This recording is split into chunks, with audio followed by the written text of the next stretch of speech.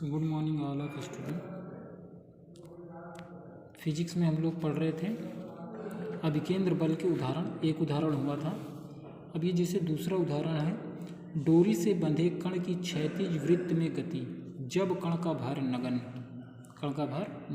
तो उसके लिए देखो इसमें दिया हुआ है, जब हम एक हल्की गेंद को डोरी के सिरे से बांधकर क्षैतिज वृत्ताकार पथ पर घुमाते हैं तो हमें डोरी के निरंतर भीतर की ओर खींचे रखना पड़ता है। इस प्रकार डोरी के तनाव द्वारा गेंद पर अभिकेंद्र बल लगता है। किस प्रकार? मान लीजिए इसे ये डोरी है, इस तरह हम लोग घुमा रहे हैं ऐसे, तो डोरी पर भी एक तनाव बल लगता है, इस दिशा में लगेगा ना। आपकी उंगली पर मान लीजिए उंगली से इस तरह घुमा रहे हैं तो उंगली पर एक बल लगता है, उसी को क्या कहते हैं हम लोग? तनाव बल। और यही बल क्या है? अभिकेंद्र बल।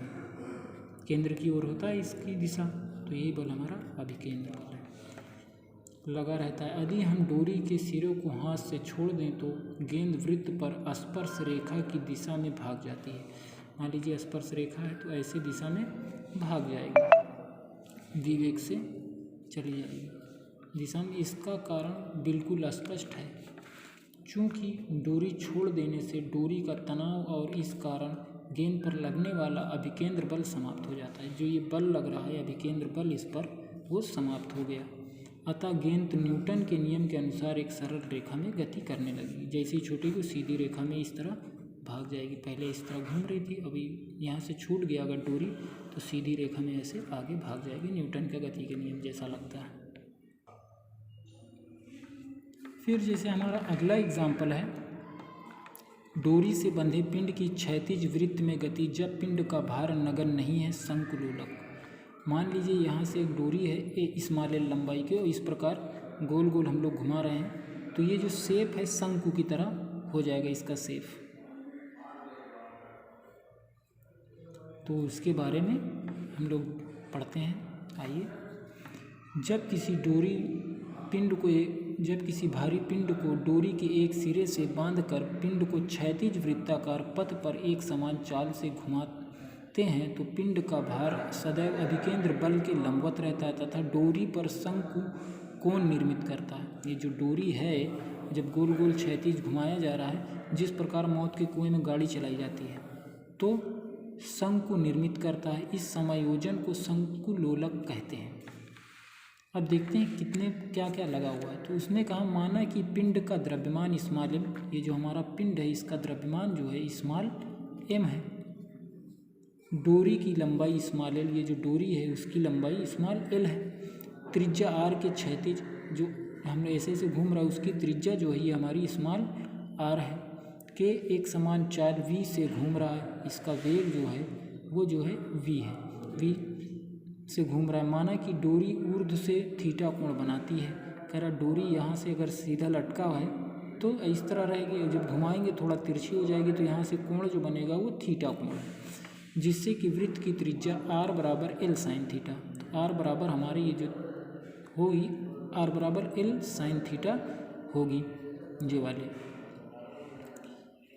पिंड पर कार्यकारी बल, तो इस पिंड पर कितने प्रकार से बल लग रहे हैं? तो इस पिंड पर दो प्रकार का बल लग रहा है। पिंड का भार mg, ये जो पिंड का भार है तो नीचे की ओर एक mg बल लगेगा, तथा डोरी में तनाव, ये डोरी में क्या है? तनाव बल लगेगा इस दिशा में, तो ये कैपिटल T हो गया।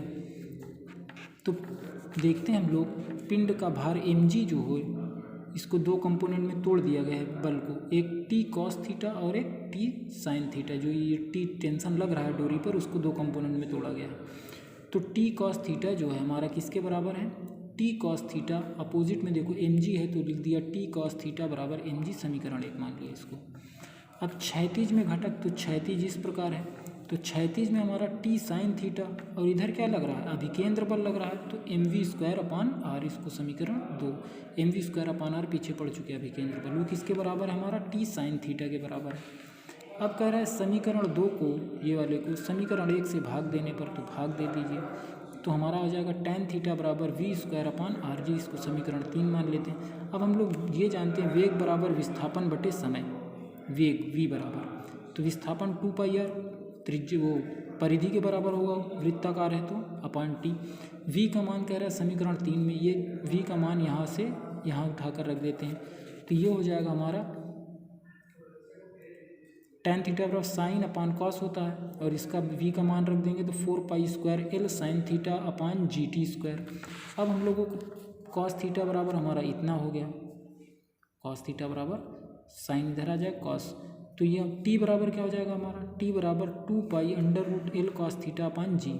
ये जो हमारा है वो क्या है, परिक्रमण काल है या आवर्त काल है पिंड का, तो इससे ये सिद्ध हो गया है हमारा पिंड का आवर्त काल। अगर क्षैतिज दिशा में अब अधिकेंद्र बल लगेगा तो उसका परिक्रमण काल स्मॉल t बराबर 2 π√L cos theta upon g। ये इम्पोर्टेंट फार्मूला है, इसको याद रखना है। धन्यवाद।